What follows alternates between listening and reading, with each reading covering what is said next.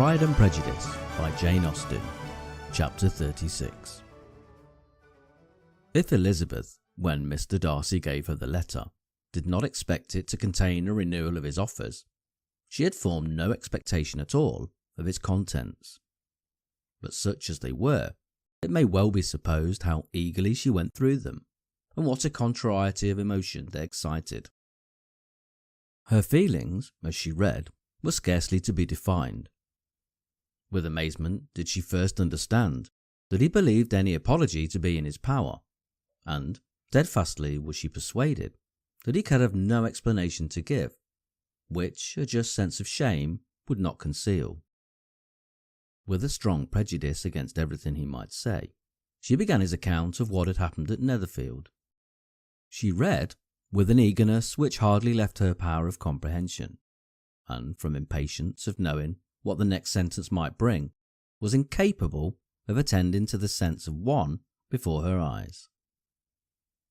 His belief of her sister's insensibility she instantly resolved to be false, and his account of the worst objections to the match made her too angry to have any wish of doing him justice. He expressed no regret for what he had done, which satisfied her. His style was not penitent, but haughty. It was all pride and insolence.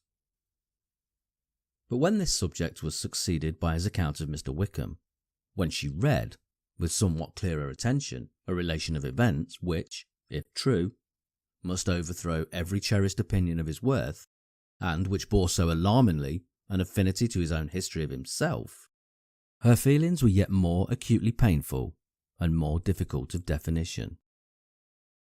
Astonishment, apprehension, and even horror oppressed her. She wished to discredit it entirely, repeatedly exclaiming, "This must be false!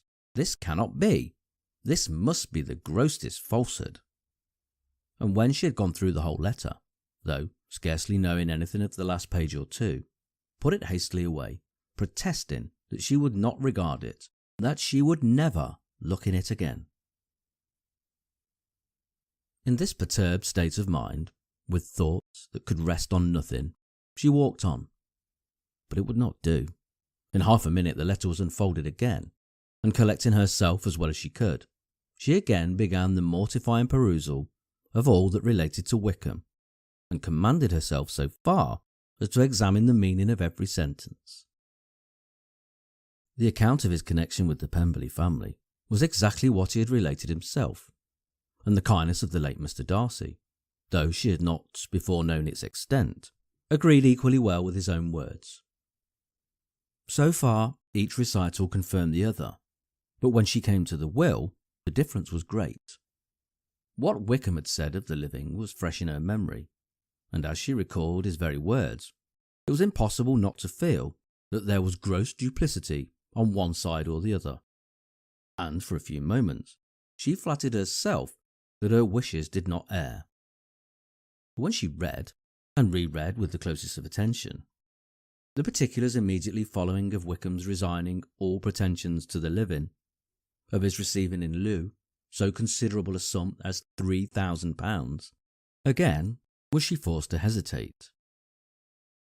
She put down the letter, weighed every circumstance with what she meant to be impartiality, deliberated on the probability of each statement, but with little success.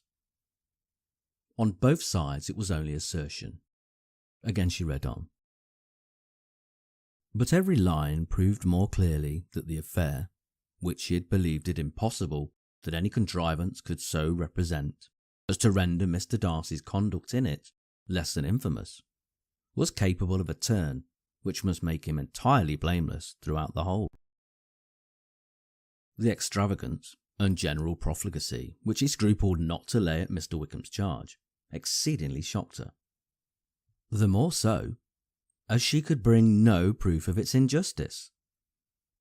She had never heard of him before his entrance into the shire militia, in which he had engaged at the persuasion of the young man who, on meeting him accidentally in town, had there renewed a slight acquaintance. On his former way of life, nothing had been known in Hertfordshire but what he told himself. As to his real character, Had information been her power, she had never felt a wish of enquiring. His countenance, voice, and manner had established him at once in the possession of every virtue. She tried to recollect some instances of goodness, some distinguished trace of integrity or benevolence that might rescue him from the attacks of Mr. Darcy, or at least, by the predominance of virtue, atone for those casual errors under which she would endeavour to class what Mr. Darcy had described as the idleness and vice of many years' continuance. But no such recollection befriended her.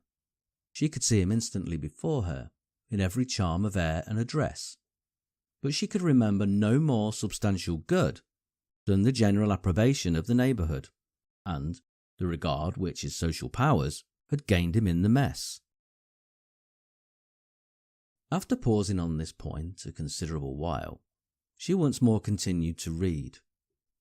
But alas, the story which followed of his designs on Miss Darcy received some confirmation from what had passed between Colonel Fitzwilliam and herself only the morning before, and at last she was referred for the truth of every particular to Colonel Fitzwilliam himself, from whom she had previously received the information of his near concern in all his cousin's affairs, and whose character she had no reason to question.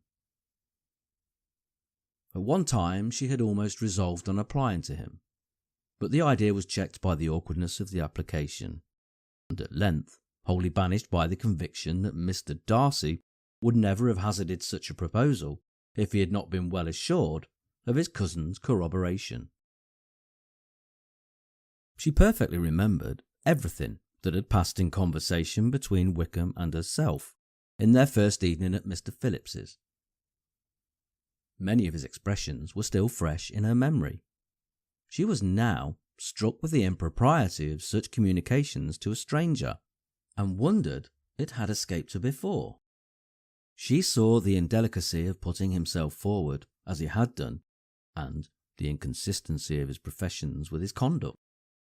She remembered that he had boasted of having no fear of seeing Mr. Darcy, that Mr. Darcy might leave the country, but that he should stand his ground. Yet he had avoided the Netherfield ball the very next week. She remembered also that till the Netherfield family had quitted the country, he had told his story to no one but herself, but that after their removal it had been everywhere discussed, that he had then no reserves, no scruples in sinking Mr. Darcy's character, though he had assured her that respect for the father would always prevent his exposing the son. How differently did everything now appear in which he was concerned. His attentions to Miss King were now the consequence of views solely and hatefully mercenary, and the mediocrity of her fortune proved no longer the moderation of his wishes, but his eagerness to grasp at anything. His behaviour to herself could now have had no tolerable motive. He had either been deceived with regard to her fortune, or had been gratifying his vanity by encouraging the preference which she believed she had most incautiously shown.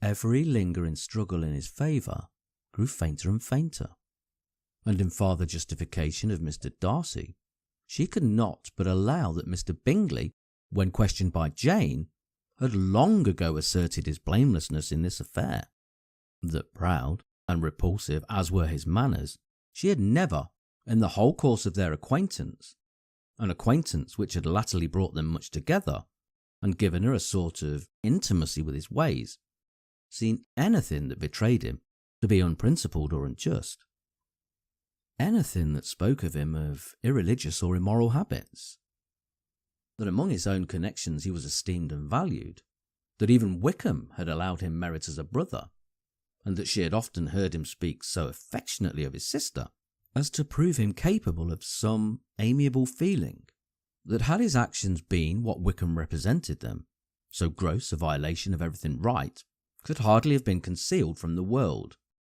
and that friendship between a person capable of it and such an amiable man as Mr. Bingley was incomprehensible.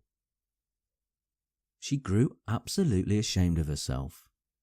Of neither Darcy nor Wickham could she think without feeling that she had been blind, partial, prejudiced, absurd. "How despicably have I acted," she cried. "I, who have prided myself on my discernment, I, who have valued myself on my abilities, who have often disdained the generous candour of my sister and gratified my vanity in useless or blamable distrust. How humiliating is this discovery, yet how just a humiliation! Had I been in love, I could not have been more wretchedly blind. But vanity, not love, has been my folly. Pleased with the preference of one, and offended by the neglect of the other on the very beginning of our acquaintance, I have courted prepossession and ignorance, and driven reason away where either were concerned. Till this moment, I never knew myself." From herself to Jane, from Jane to Bingley, her thoughts were in a line which soon brought to her recollection that Mr. Darcy's explanation there had appeared very insufficient, and she read it again. Widely different was the effect of a second perusal. How could she deny that credit to his assertions in one instance which she had been obliged to give in the other? He declared himself to have been totally unsuspicious of her sister's attachment, and she could not help remembering what Charlotte's opinion had always been. Neither could she deny the justice of his description of Jane. She felt that Jane's feelings, though fervent, were little displayed, and that there was a constant complacency in her air and manner, not often united with great sensibility. When she came to that part of the letter in which her family were mentioned, in terms of such mortifying yet merited reproach, her sense of shame was severe. The justice of the charge struck her too forcibly for denial, and the circumstances to which he particularly alluded, as having passed at the Netherfield ball, and as confirming all his first disapprobation, could not have made a stronger impression on his mind than on hers. The compliment to herself and her sister was not unfelt. It soothed, but it could not console her for the contempt which had been thus self-attracted by the rest of her family. And as she considered that Jane's disappointment had in fact been the work of her nearest relations, and reflected how materially the credit of both must be hurt by such impropriety of conduct, she felt depressed beyond anything she had ever known before. After wandering along the lane for 2 hours, giving way to every variety of thought, reconsidering events, determining probabilities, and reconciling herself as well as she could to a change so sudden and so important, fatigue and a recollection of her long absence made her at length return home, and she entered the house with the wish of appearing cheerful as usual, and the resolution of repressing such reflections as must make her unfit for conversation. She was immediately told that the 2 gentlemen from Rosings had each called during her absence. Mr. Darcy only for a few minutes to take leave, but that Colonel Fitzwilliam had been sitting with them at least an hour, hoping for her return, and almost resolving to walk after her till she could be found. Elizabeth could but just affect concern in missing him. She really rejoiced at it. Colonel Fitzwilliam was no longer an object. She could think only of her letter.